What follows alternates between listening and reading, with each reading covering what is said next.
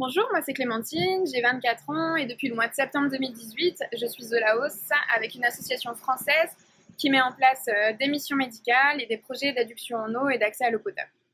Moi j'ai un parcours de droit et sciences politiques et par la suite j'ai voulu me spécialiser en master de droit international et européen et plus particulièrement aussi sur les questions de droits fondamentaux, protection de la personne humaine, droits de l'homme.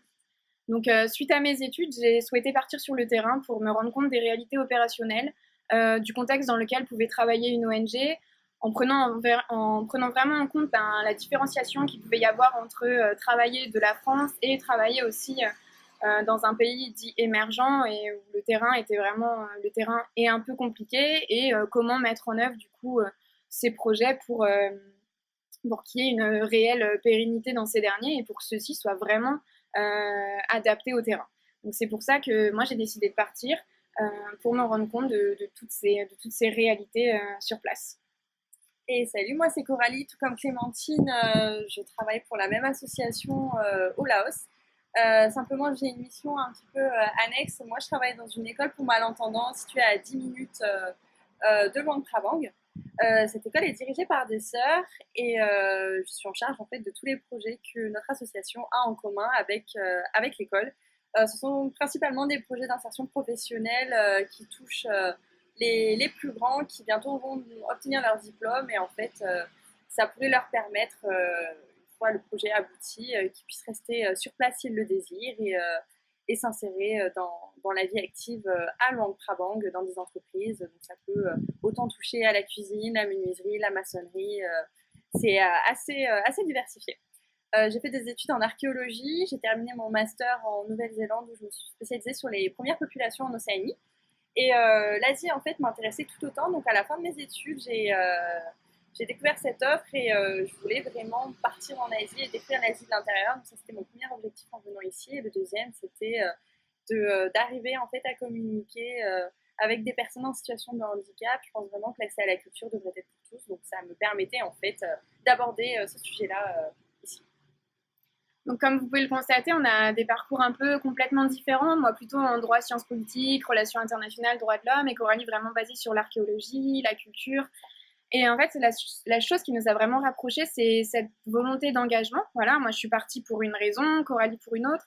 Et au final, on se retrouve toutes les deux au Laos avec cette volonté, avec cet engagement de faire quelque chose pour les autres. Moi, je trouve ça très intéressant et très important de s'engager dans la vie. Alors, ça peut être comme, voilà, nous, on est partis à l'étranger, mais ça peut être dans votre vie de tous les jours, de faire quelque chose de vraiment enrichissant. Voilà, je pense que l'engagement, c'est rien que le terme en lui-même, il est beau. Et sachez que quand vous faites quelque chose, je vais parler pour moi, du coup, là, dans mon engagement, je reçois au centuple ce que je donne, en fait. Donc, c'est vraiment magnifique. C'est vrai, hein. En fait, il suffit de donner de sa personne, tout simplement de son temps. Et on sort avec des souvenirs plein la tête. Moi, c'est vrai que les enfants, tout comme Clémentine, en fait, ils me le rendent tellement bien. C'est à double sens. Des fois, j'ai même l'impression qu'ils donnent tellement plus parce que sont des enfants heureux, épanouis. Et le fait que j'arrive à parler la langue des signes et à communiquer avec eux, rien que ça, bah voilà, c'est des sourires toute la journée, des rires. Enfin voilà, on rigole, on joue ensemble, c'est génial, ils se confient aussi, donc c'est vrai que c'est une magnifique expérience et du coup, on vous conseille vraiment, pas forcément de partir à l'étranger, mais comme disait Clémentine, un engagement, si jamais vous en avez un qui vous tient à cœur et vous aimeriez donner un petit peu de votre temps et de votre personne, n'hésitez vraiment pas à le faire, ça vaut vraiment la peine. Alors, ce qui est intéressant aussi pour moi aujourd'hui, c'est que moi, avant, j'étais à votre place. J'ai eu certains de vos professeurs. J'étais à Saint-Dominique pendant tout mon collège. Et c'est vrai que bah, voilà, je ne savais pas du tout ce que je voulais faire. Et si on me dit, est-ce qu'il y a 10 ans, tu savais ce que tu voulais faire? Est-ce que tu te serais vu partir à l'étranger, au Laos? Bah, voilà, pas du tout. C'est juste que dans la poursuite de vos études, dans la poursuite de votre vie, en fait, vous allez avoir des opportunités, il y aura des choses qui vont s'offrir à vous. Vous allez vous intéresser à certaines choses et pas à d'autres. Et ça vous permettra voilà, de découvrir ce que vous avez envie de faire et peut-être de vous engager dans quelque chose auquel vous auriez jamais cru, vous auriez jamais pensé. Mais en fait, sachez que peu importe ce que vous fassiez, peu importe ce que vous allez faire, vous avez des opportunités, vous avez des capacités et ça, vous allez pouvoir les mettre au service de quelque chose. Ce sera au service de vous-même, au service de votre vie, mais aussi ça sera au service auprès d'autres personnes pour voilà, vous engager et faire quelque chose. Et c'est vraiment très, très... Enfin, en fait, c'est important, c'est enrichissant. Et je vous assure qu'on ne se rend pas compte de ce qu'on fait. Enfin, moi, je me rends pas compte de ce que je fais. Là, d'être au Laos, c'est vrai, quand on parle avec d'autres personnes, on nous dit, ah, bah, c'est bien ce que vous faites. Oui, mais nous, on s'en rend pas compte, en fait. On le fait et au final, c'est tellement enrichissant pour nous que bah, c'est super. Ouais. On se rend vraiment compte de la chance qu'on a d'être ici. C'est vrai qu'après ce qu'on dit, c'est difficile de poser des mots dessus, voilà, en fait. ça, on s'en rendra peut-être compte plus tard.